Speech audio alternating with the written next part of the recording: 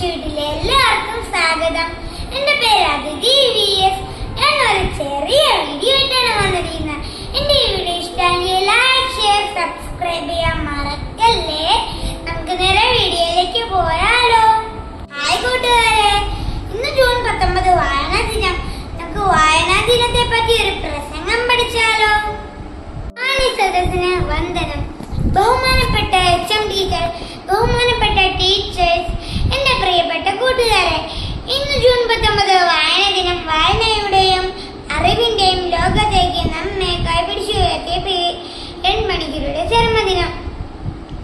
വായിച്ചു വളരുക, ചിന്തിച്ച് വിവേകം നേടുക എന്ന മുദ്രാവാക്യത്തിലൂടെ കേരളത്തെ വായനയുടെ ലോകത്തേക്ക് ഉയർത്തിയ ഒരു വലിയ മനുഷ്യനാണ് അദ്ദേഹം.